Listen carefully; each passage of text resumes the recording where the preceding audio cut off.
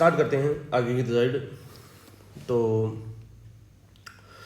अभी तक जितना हुआ उससे आगे स्टार्ट करते हैं। अभी लिखते हैं, हेडिंग डालो, यूजेस ऑफ हाइड्रोजन। हाइड्रोजन का अपन कहाँ कहाँ यूज़ कर सकते हैं, ठीक है ना। उसमें से पहला यूज़ लिखना, देखो जो अपन बात करते हैं वेजिटेबल ऑयल को, ये पढ़ाया था मैंने, हाइड्रोजनेशन कराते हैं अपन। क्या कराते हैं? Hydrogenation with presence nickel metal. तो वास्तव में ये किस में कन्वर्ट हो जाता है? वनस्पति घी में कन्वर्ट हो जाता है। जिसे डाडा घी बोला जाता है ना, वनस्पति घी, वो यही घी होता है। क्या होता है, ये प्रोसीजर पहले भी आ चुकी है बहुत बार, है ना, सर्फेस केमिस्ट्री में भी आई है, कल परसों में पढ़ाई है, ठीक है। तो यहाँ पर वेजिटेबल ऑयल को हाइड्रोजनेशन कराएंगे निकल मेटल के प्रेजेंस में, तो वनस्पति घी बन जाएगा। ऑयल से घी बनाने की प्रोसेस में हाइड्रोजनेशन करना पड़ेगा। और हाइड्रोजनेशन में क्या होता है, यहाँ पर कार्बन डबल बॉन्ड कार्बन होते हैं, कार्बन ट्रिपल बॉन्ड कार्बन होते हैं, है ना। इसका हाइड्रोजनेशन करके यहाँ पर कार्बन सिंगल बॉन्ड कार्बन और कार्बन डबल बॉन्ड कार्बन बनाए जाते हैं। समझ रहे मेरी बात को? तो यहाँ पर एक बात देखी जाए तो यहाँ पर होता है, ये एक तरीके का सॉलिड फेट होता है। क्या होता है?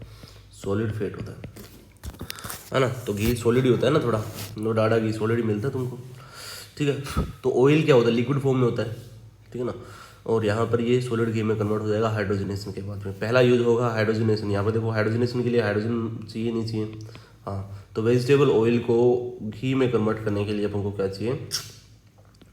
दूसरा हाइड्रोजन चाहिए। दूसरा देखते हैं, जो अपन बात करते हैं रॉकेट फ्यूल के अंदर। किसके अंदर? रॉकेट फ्यूल के अंदर। उसके अंदर भी क्या यूज़ किया जाता है? लिक्विड हाइड्रोजन प्लस में लिक्विड ऑक्सीजन यूज करते हैं 50-50%। मतलब इसका 50%, इसका 50%, दोनों यूज़ करेंगे, लिक्विड हाइड्रोजन और liquid nitrogen oxygen, liquid oxygen, ठीक है। तो दोनों का यूज़ करेंगे लिक्विड फॉर्म में। ऐसा फ्यूल होगा जो रॉकेट में भर देंगे, है ना। दोनों आपस में रिएक्शन करेंगे, तो तुम्हें पता है क्या निकले? वाटर, है ना। तो ये हाइड्रोजन फ्यूल बोला जाता है इसको, जो रॉकेट में यूज़ करते हैं, हम पहले ही डिस्कस कर चुके हैं।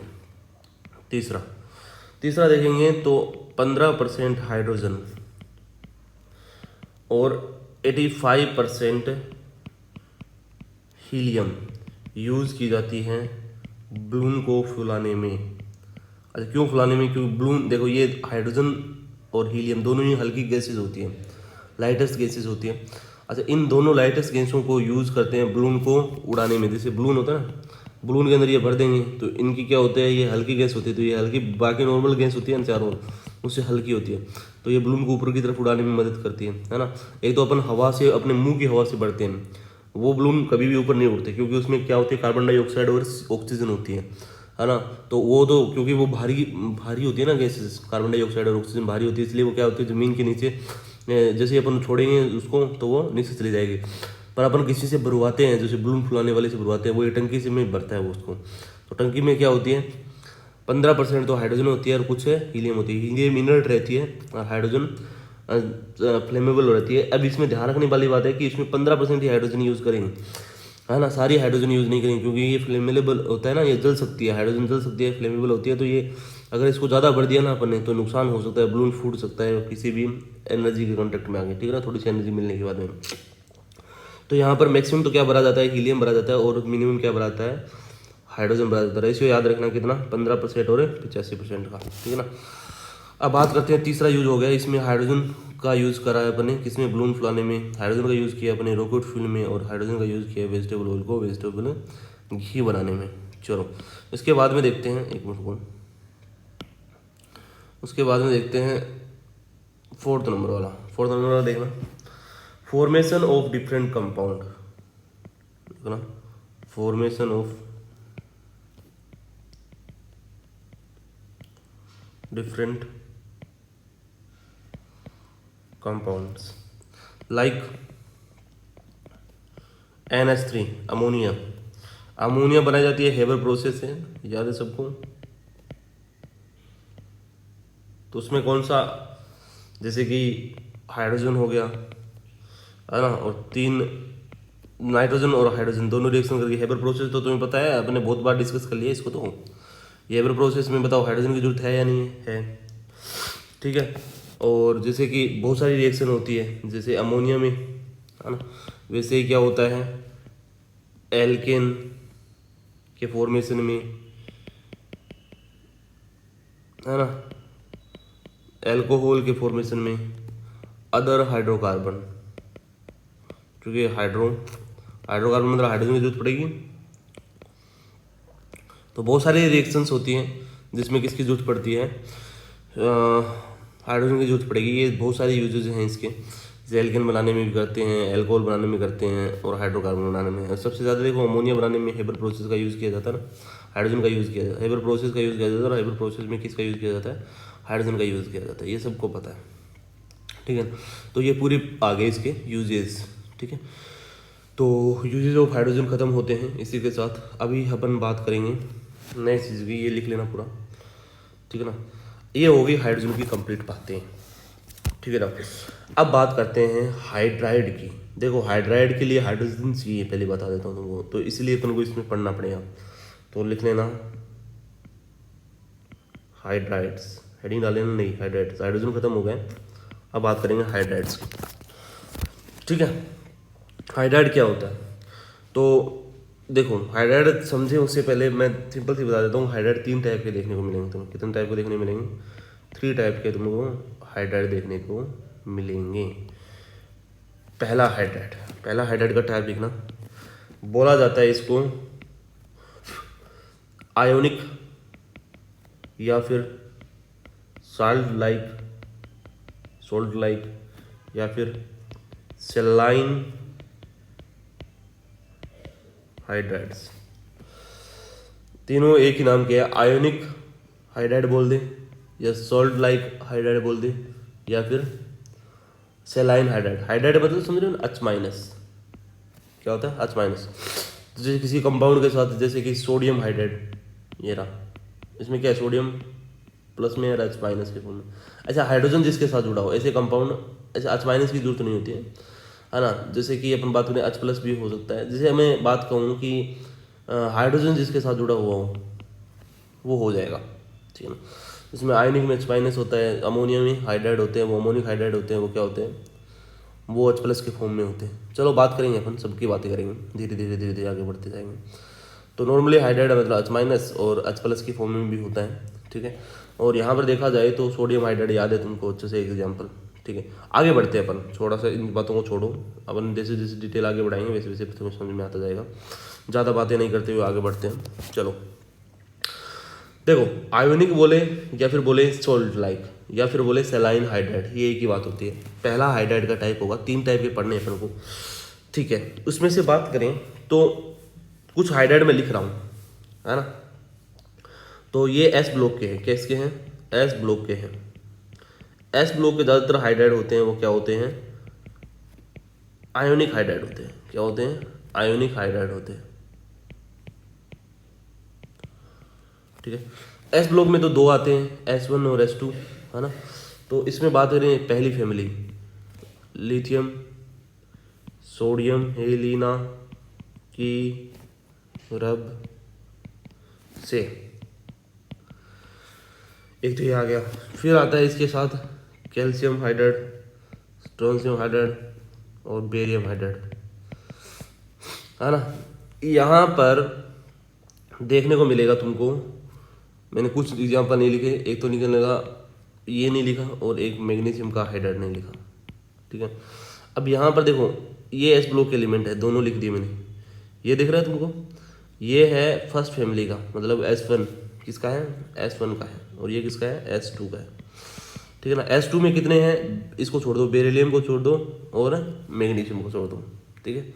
इनके हाइड्राइड वास्तव में होते हैं कोवेलेंट। क्या होते हैं इनके हाइड्राइड? क्या होते हैं? कोवेलेंट हाइड्राइड होते हैं। और ये सारे हाइड्राइड होते हैं वो होते हैं वास्तव में आयोनिक हाइड्राइड। क्या होते हैं? आयोनिक इन नेचर, ठीक है ना।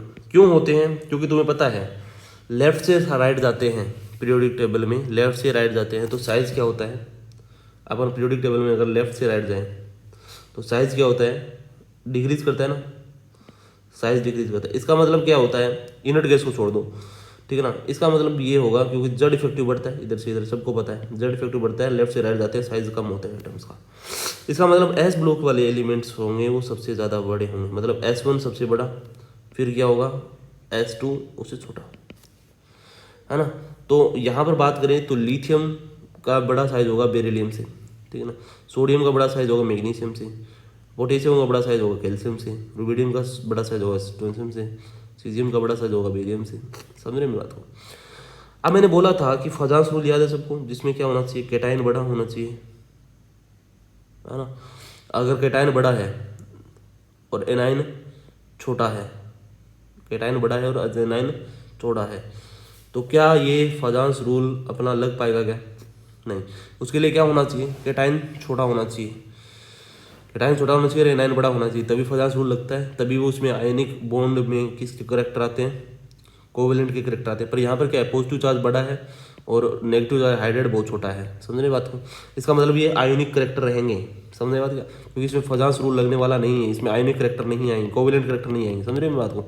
पर बेरिलियम का साइज बहुत छोटा होता है हाइड्रोजन के कंपेरेटिव, हाइड्रोजन के कंपेरेटिव मतलब थोड़ा सा बड़ा होता है, पर एक ऑलमोस्ट साइज माना जा सकता है। तो यहाँ पर बेरिलियम के साथ और मैग्नीशियम के साथ बने हुए हाइड्रेट वास्तव में कोवेलेंट करेक्टर के होते हैं, ये तुम्हें याद रखना है ना। और यहाँ पर फजांस रूल इतना लगता नहीं है इन सारी स्पीसीज में, इन सारी स्पीसीज में क्या होगा, फजांस रूल इतना लगेगा नहीं। फजांस रूल अगर इसमें नहीं लगेगा तो इसमें आयनिक बॉन्ड में कोवेलेंट करेक्टर नहीं आएंगे, कोवेलेंट करेक्टर नहीं आएंगे तो ये सारी सारी किसकी प्रॉपर्टी रखेंगे, आयनिक इन नेचर रखने वाले हैं। ये बात इंपॉर्टेंट है कि एस ब्लॉक के कौन कौन से हाइड्राइड आयनिक रहेंगे, तो बेरिलियम और मैग्नीशियम को छोड़ दो, बाकी सारे आयनिक रहते हैं, ठीक है, ये लिख लेना, ठीक है। दूसरी बात देखते हैं, यहाँ पर लिखना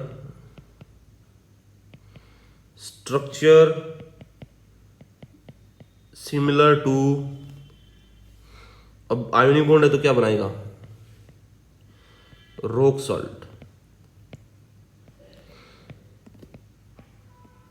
structure similar to rock salt, इसीलिए इसे बोला जाता है सेलाइन या फिर सॉल्ट लाइक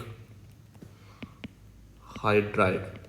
सेलाइन मतलब NaCl जैसी स्ट्रक्चर दिखेगी, इसकी स्ट्रक्चर किसके सिमिलर रहेगी, NaCl के, इसलिए इसे रॉक सॉल्ट बोला जाता है, ठीक है।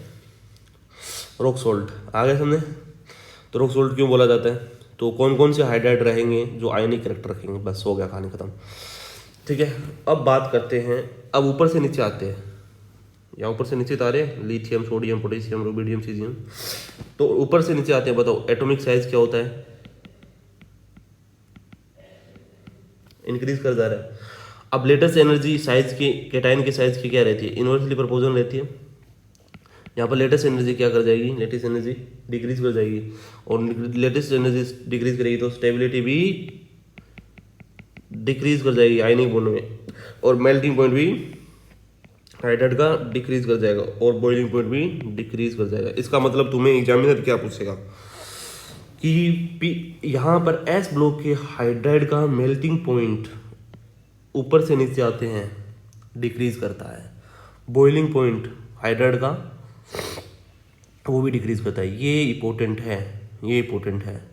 जब मैं एस ब्लॉक पढ़ाऊंगा ना, तो यहाँ तो तुम्हें बता रहा हूँ, वहाँ तुम्हें पूछूंगा, ठीक है ना। तो वहाँ पर पूछूंगा कि एस ब्लॉक के हाइड्राइड बताओ, ऊपर से नीचे आएंगे, मेल्टिंग पॉइंट कम होगा या बढ़ेगा, तो कम होगा, बॉइलिंग पॉइंट भी कम होगा। ये दिमाग में भर लो, अपने ज़िंदगी भर याद रखना जब तक एग्जाम खत्म ना हो जाए, ठीक है ना। तो हाइड्राइड की बात कर रहा हूँ स्पेसिफिक, कि एस ब्लॉक के हाइड्राइड ऊपर से नीचे आएंगे तो लेटेस्ट एनर्जी कम होगी, इसलिए मेल्टिंग पॉइंट और बॉइलिंग पॉइंट भी कम हो जाएगा। चलो ये कहानी यहीं ख़त्म करते हैं। ये आयनिक सॉल्ट हो गया अपना। चलो इसके बारे में थोड़ी बातें और कर लेते हैं, थोड़ी मोटी बातें और कर लेते हैं। चलो लिख लिया, इतना लिखो पहले, अभी आयनिक सॉल्ट ही चल रहा है। देखो जब अपन आयनिक सॉल्ट का इलेक्ट्रोलाइसिस करेंगे, क्या करेंगे, इलेक्ट्रोलाइसिस आयनिक हाइड्राइड का, ठीक है ना। तो यहाँ पर जो हाइड्राइड है, हाइड्राइड मतलब NaH मान के चलो, तो NaH में क्या होगा, रिलीज होगा क्या, सोडियम प्लस और H माइनस। अब H पे क्या कौन सा चार्ज है, माइनस चार्ज है, तो ये कहाँ जाने की कोशिश करेगा, एनोड पे। किस पे जाएगा, एनोड पे। तो यहाँ पर देखने को मिलेगा जब भी इसका इलेक्ट्रोलाइसिस कराया जाएगा ना, तो हाइड्रोजन जो गैस रिलीज होगी वो कहाँ से रिलीज होगी, एनोड से। किससे रिलीज होगी, एनोड से।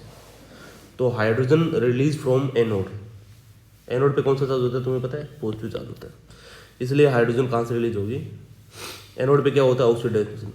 अब बाकी सब देखो, बाकी नॉर्मली क्या होता है याद रखना, नॉर्मली जैसे NH3 हो गया, जैसे वाटर हो गया, है ना, इसमें हाइड्रोजन होता है वो H+ के फॉर्मेट में निकला है, और ज़्यादातर कंपाउंड में ये H+ फॉर्मेट में रहता है, ठीक है ना। तो अपन ज़्यादातर केसेस में जब इलेक्ट्रोलाइसिस कराते हैं तो हाइड्रोजन निकलती है कैथोड से, पर यही एक एग्जाम्पल है, क्योंकि H+ होगा तो कैथोड पे नेगेटिव चार्ज होता है ना, इसलिए कैथोड से निकलती है हाइड्रोजन। पर ये एक ऐसा एग्जाम्पल दिखेगा जिसमें एग्जामिनर तुम्हें बढ़िया से क्वेश्चन पूछने की कोशिश करेगा कि अगर अपन सोडियम हाइड्राइड है या फिर कोई S ब्लॉक के एलिमेंट के हाइड्राइड है, उनको जब अपन इलेक्ट्रोलाइसिस कराते हैं तो बताओ हाइड्रोजन गैस कहाँ से निकलेगी, तो तुम्हें मैक्सिमम टाइम तो ये याद रहता है कि हाइड्रोजन गैस कहाँ से निकलेगी, कैथोड से, कैथोड से, कैथोड से। पर यहाँ पर देखा जाए ना, हाइड्राइड्स के अंदर, हाइड्राइड्स के अंदर सोडियम मेटल के हाइड्राइड है, S ब्लॉक के हाइड्राइड है, उनके अंदर हाइड्राइड वास्तव में H- के फॉर्मेट में एग्जिस्ट करते हैं, और H- मतलब कहाँ जाएगा, कैथोड की साइड है, एनोड की साइड, एनोड की साइड।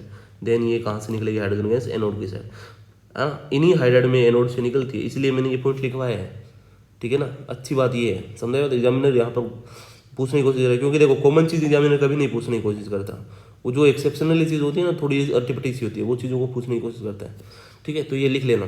तो जब भी अपन हाइड्राइड में जैसे S ब्लॉक के हाइड्राइड का अभी जब भी इलेक्ट्रोलाइसिस करवाते हैं तो यहाँ पर हाइड्रोजन निकलती है, hydrogen release from anode electrode, ठीक है। चलो दूसरा पॉइंट लिखो, reaction with water, reaction with water.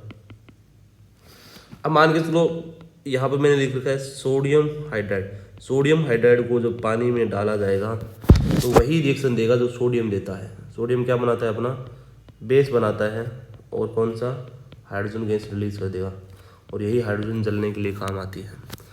देख लो, कोई भी S ब्लॉक मेटल हाइड्राइड को वाटर के अंदर डालेंगे तो वो अपना बेस बनाएगा, है ना, और क्या बनाएगा, हाइड्रोजन रिलीज कर देगा।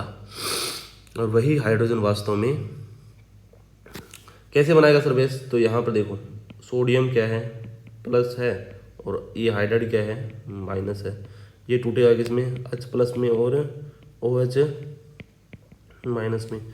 अब H+ और OH माइनस तो ये आपस में जुड़ जाएंगे, और क्या बन गया, बेस बन गया, और ये आपस में जुड़ गए तो हाइड्रोजन गैस बन गया, ठीक है। चलो ये हो गया वाटर के साथ रिएक्शन, ठीक है। अब बात करते हैं कि कुछ एक जगह है, ठीक है।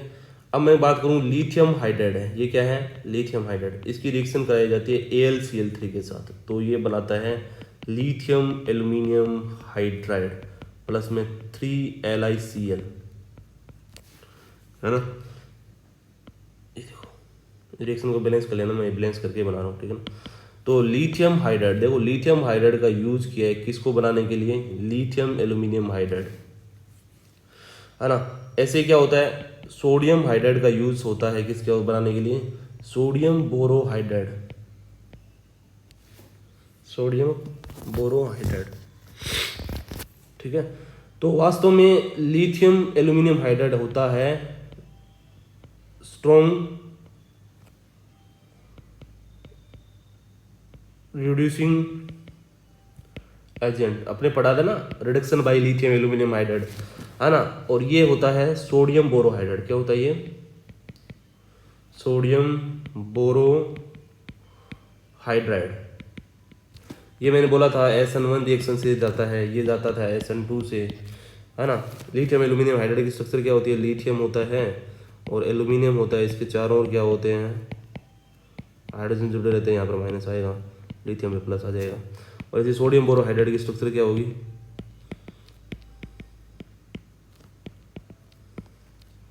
यहाँ पर माइनस आएगा। ये क्या है, नॉन मेटल है, क्या ये नॉन मेटल। बोरोन है ना, बोरोन, बोरोन क्या होता है, नॉन मेटल रहता है। ये क्या रहता है, मेटल रहता है। तो मेटल वही जो इलेक्ट्रॉन निकाले, तो ये यहाँ से H माइनस का सोर्स निकालेगा, ठीक है ना। पर यहाँ पर नॉन मेटल है, नॉन मेटल है, तो ये H माइनस के सोर्स को कम निकालेगा। इसका मतलब ये स्ट्रॉन्ग रिड्यूसिंग एजेंट रहने वाला है। ये मैंने बताया था वहाँ पर ऑर्गेनिक केमिस्ट्री में, ठीक है ना। जब अपन पढ़ेंगे ना हाइड्रोकार्बन, हाइड्रोकार्बन में रिडक्शन पढ़ा था, तो रिडक्शन में मैंने बताया था, यहाँ तो मैंने तुम्हें ऐसे बता रहा हूँ तुमको।